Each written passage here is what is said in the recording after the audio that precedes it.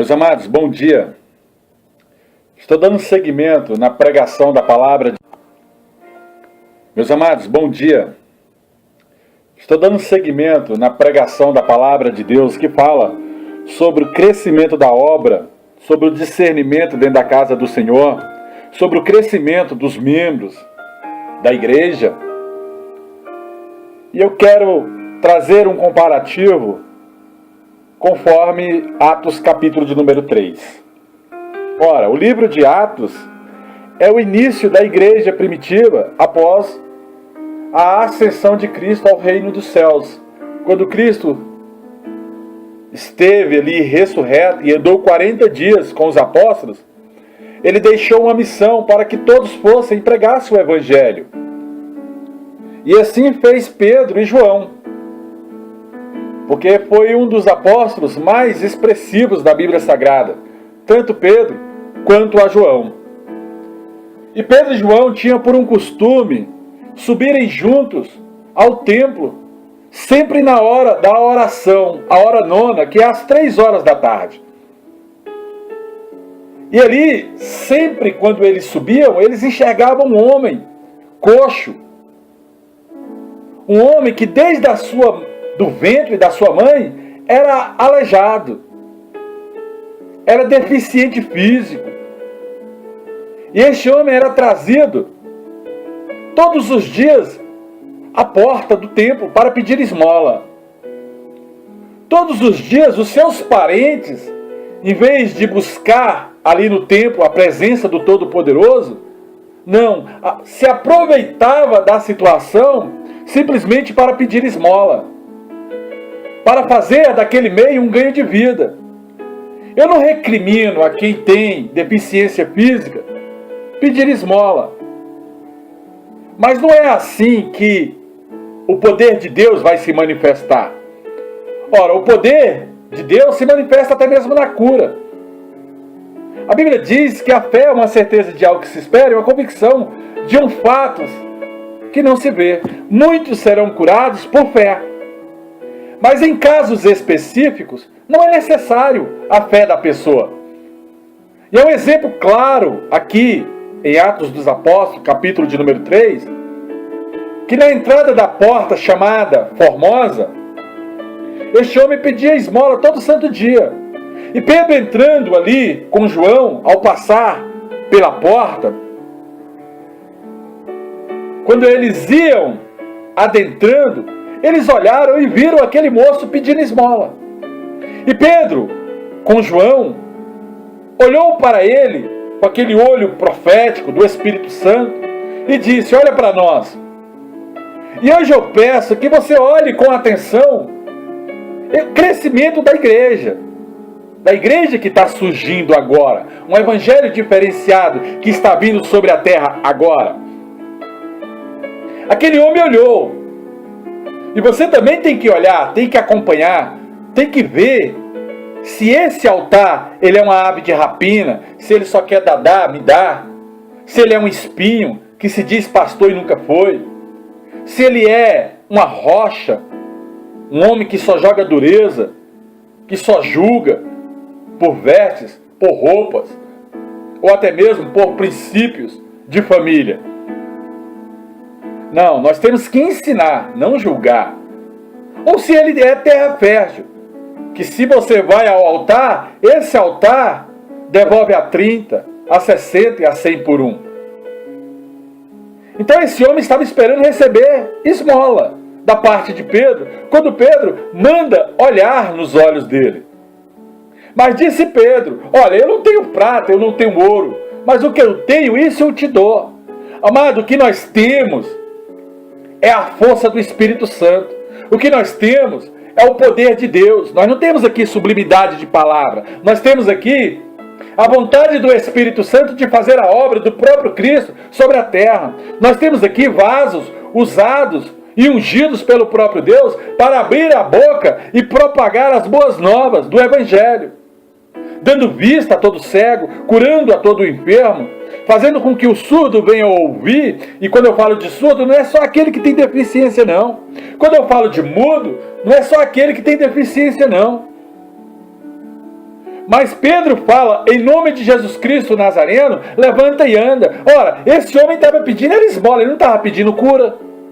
Então aqui eu vejo um princípio, que nós não precisamos de pessoas quererem ser curadas. Não. Nós precisamos agora da fé que está sobre o altar. Pedro tinha uma fé diferenciada. Eu não tenho prata e nem tenho ouro, mas o que eu tenho isso eu te dou. Levanta e anda. Pedro era quem estava cansado de ver aquele homem pedir esmola a hora nona. E ele pegou na mão daquele homem. E às vezes nós temos que pegar na mão do enfermo. Às vezes nós temos que cumprir o ID do Senhor e ir à casa desses que estão enfermos, desses que não conseguem levantar das suas camas, das suas enfermidades, cancerosos, aidéticos. Amados, eu, recalavácia, creio no poder do Altíssimo. Eu creio que essa igreja foi levantada com princípios diferenciados, libertar o cativo da droga. Esses dias eu entrei na casa de um homem e ele era drogado de crack. E eu estava indo visitar um presídio. Mas eu falei para aquela família, espera que eu vou voltar. Eu vou no presídio e volto. E eles falaram, mas se o senhor for, quando voltar, o meu filho já vai estar na rua. Eu falei, vai não. Não vai não. Porque na ordem e no poder da graça do nome de Cristo, eu declaro e decreto que daqui ele não sai. O demônio não tira ele daqui. Eu vou e volto. E prepara aí o cigarro, prepara o crack, porque eu quero fazer prova de Deus logo após declarar que esse espírito de vício vai sair da vida dele. Ou você pensa que essas obras não existem? Existe, meu amado. Eu fui no presídio e voltei. Quando eu voltei eu falei, cadê o cigarro? Cadê a droga? Fiz a oração. E eu falei, pode fumar. E ele falou para mim assim, não, na frente de todo mundo não. Eu falei, não é na frente de todo mundo, porque eu quero fazer prova do Deus que eu sirvo. Se eu declarei algo sobre a sua cabeça, eu quero saber se Deus é fiel para trazer à existência essa cura sobre a sua vida, porque nunca mais você será um viciado. Ora, ele não queria sair do vício, mas eu orei. E ali, meu amado, ele foi colocar aquele cigarro, aquele negócio na boca. Quando ele colocou, ele cuspiu lá longe. Eu falei, tenta de novo, porque de repente você consegue. Amado, quando Deus faz uma obra, feita está. Nós somos colocados nesta terra, foi para libertar ao cativo. Pedro nos deu um exemplo.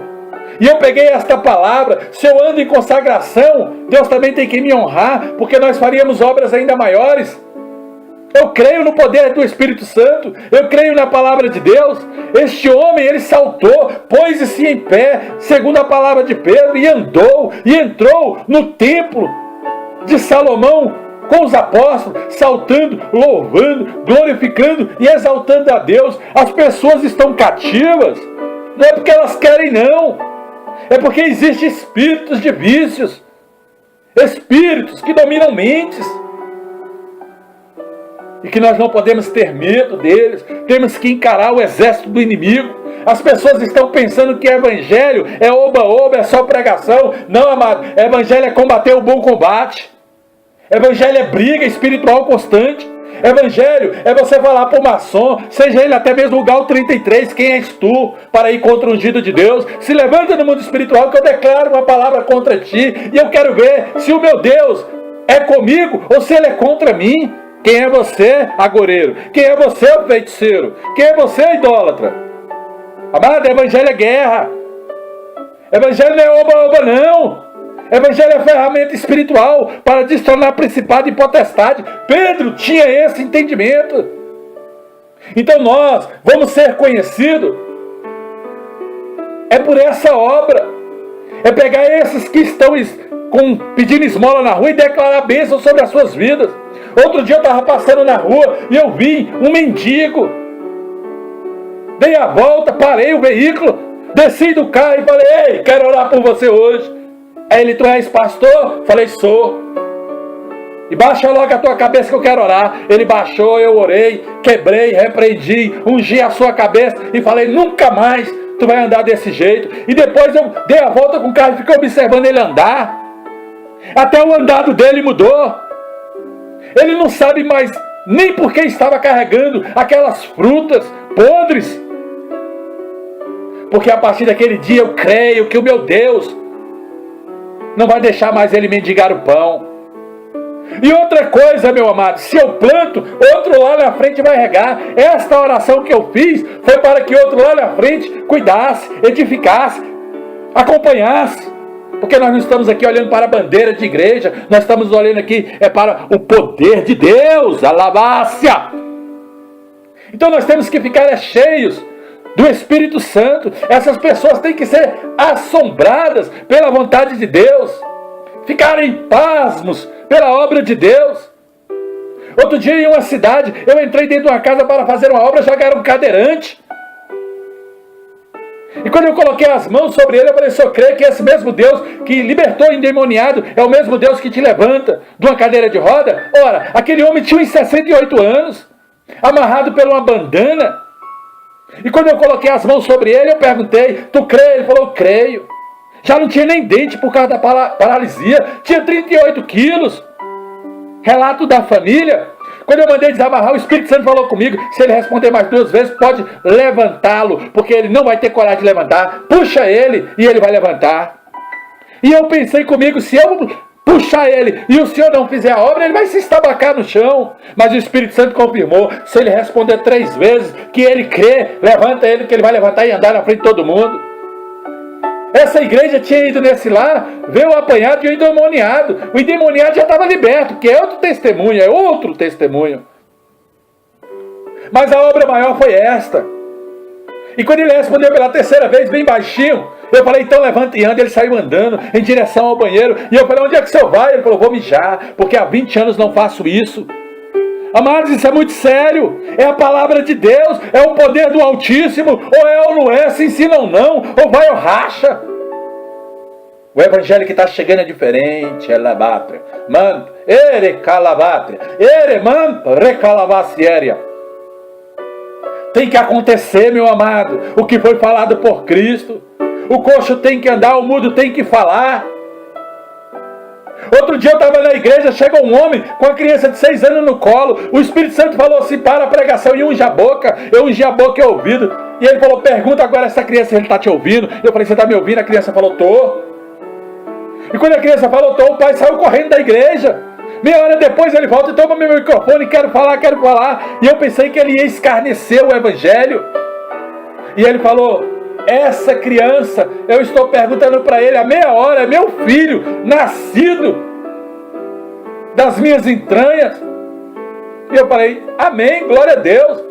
E ele está falando comigo há meia hora. E eu falei, eu com isso? E o pai falou, ele era surdo e mudo desde nascença. Ou você pensa que isso não existe? Filho é Deus, elevácia. Então, meu amado, Pedro e João, eles eram apóstolos. E não depende da fé do povo, não. Depende de quem é o altar, depende de quem é o sacerdote, depende de quem é o servo, depende de quem é o profeta, depende de quem é esse homem e essa mulher de Deus. Se ele é só enrolação, entrega profecias que não se cumprem, coisas distantes. Cuidado com o que fala, calai arabátria. Você tem que ter convicção de quem é Deus sobre a sua vida. Pedro viu ali uma oportunidade para tirar aquele endemoniado, aquele enfermo, da porta do templo. Esta é a obra. Tem muita gente indo nos lares, indo no asilo, nos orfanatos, e dando cesta básica, fazendo obra de homens. Ei, vai lá, em nome do Senhor Jesus, e começa a libertar a todo cativo. Esta é a obra de Deus. Visita a viúva, o órfão. Ajuda quem não tem mais esperança de vida. Aqueles homens ficaram maravilhados.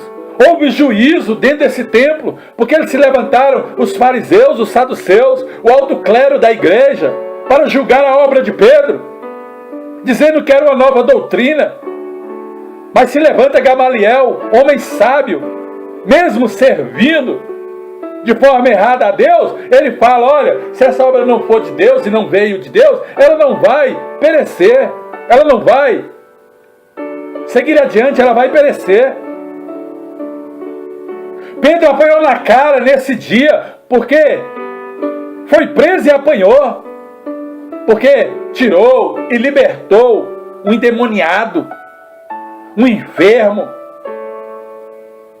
Eu quero saber de você, se você está disposto a entrar nessa nova visão de evangelho.